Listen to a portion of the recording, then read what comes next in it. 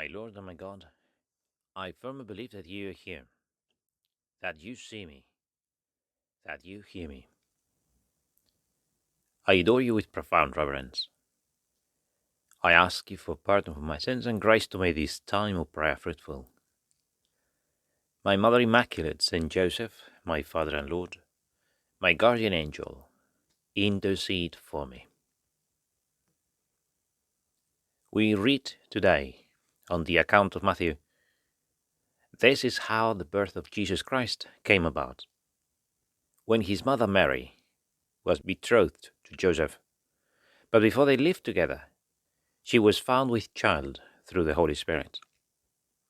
Joseph, her husband, since he was a righteous man yet unwilling to expose her, decided to divorce her quietly. Now, this word, divorce, is controversial. It comes in the New Revised Standard Version.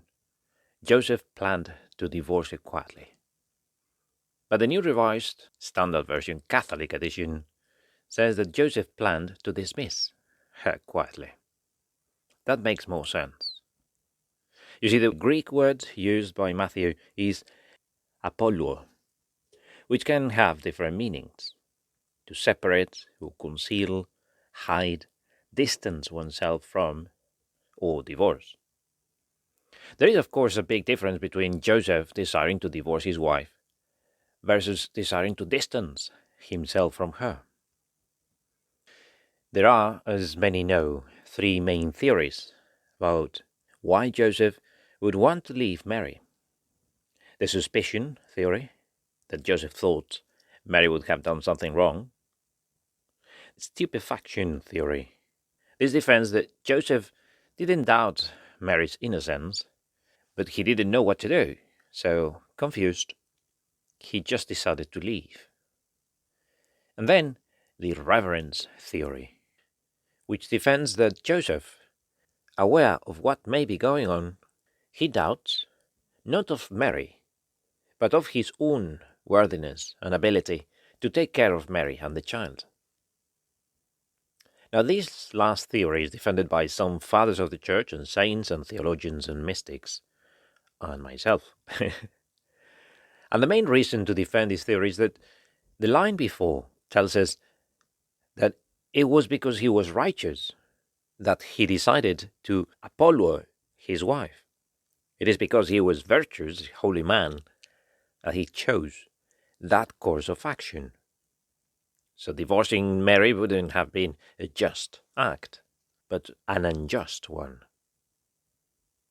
So for this reason, I like to translate it more like Joseph, her spouse, who was a just man, and who was unwilling to unveil more than expose, unveil her mystery, resolved to secretly separate himself from her. So, Joseph, I want to pray today with you. I contemplate your virtue. I want to learn from you.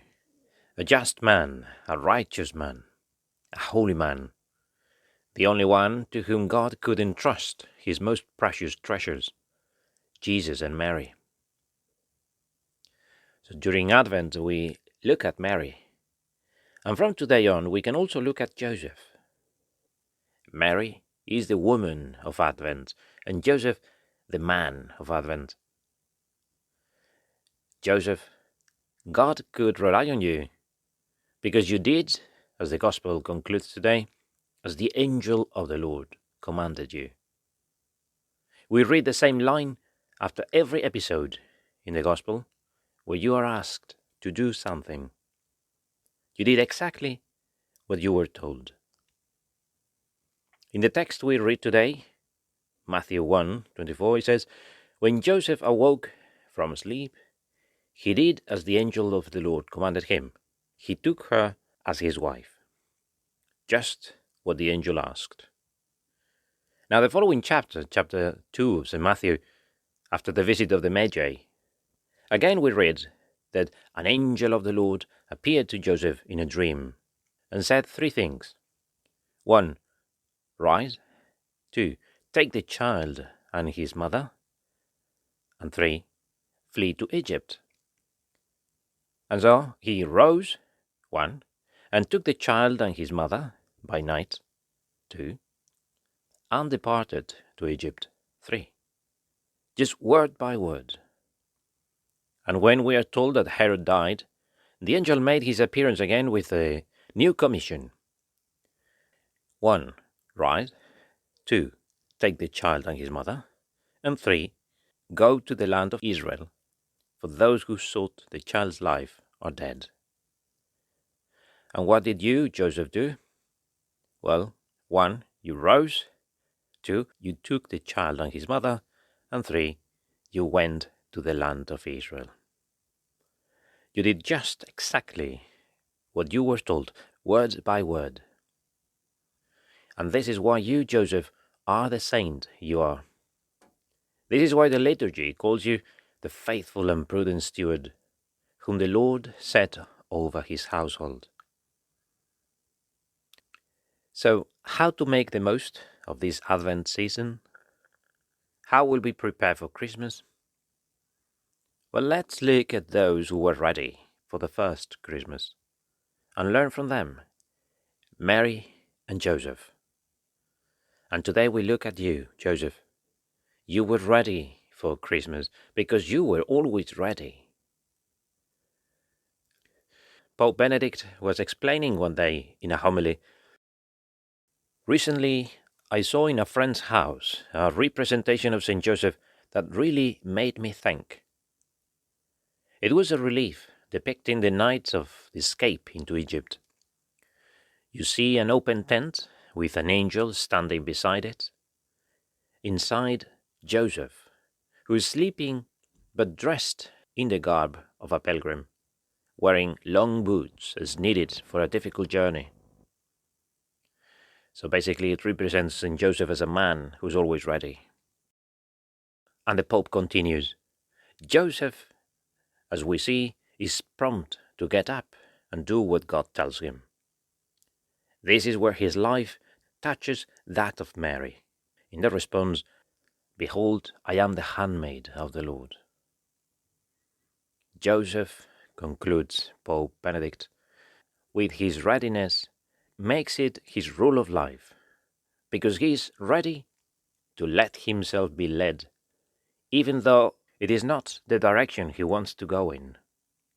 His whole life is a story of this kind of responsiveness. So, this is what I suggest we do for the rest of Advent, to follow St. Joseph's example and let ourselves be led to Bethlehem by the route that God chooses for us. Let me now rephrase from the commentary on the Gospel of the app, I Pray with the Gospel. Joseph, it's impossible to read about your life and not be deeply grateful to you. It's impossible to reflect on your life and not feel impelled to love you more each day. It is impossible to consider your faithfulness to both God and Mary and not be moved. It's impossible to approach you and not get close to your Son, Jesus. It's impossible to contemplate your love for Jesus and Mary and not yearn for that same affection and devotion.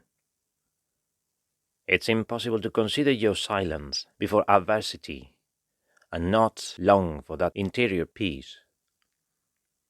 It's impossible to imagine you, St. Joseph, working shoulder to shoulder with the Son of God and not wish to be able to work like that. It's impossible to see you surrounded by Jesus and Mary and not look forward to spending my life like that. Well, it's true. It's impossible to be fond of this saint and not to become a saint yourself. It's impossible to be told that you, Joseph, are my Father and Lord and not feel proud of it. Mary, my Mother Immaculate, it is so easy to live Advent as we should when we look at you and your husband, St. Joseph. I ask you to keep me always close to you too.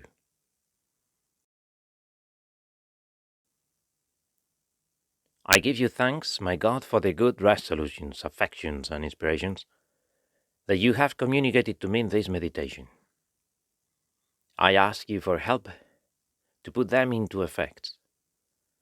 My Mother Immaculate, Saint Joseph, my Father and Lord, my guardian angel, intercede for me.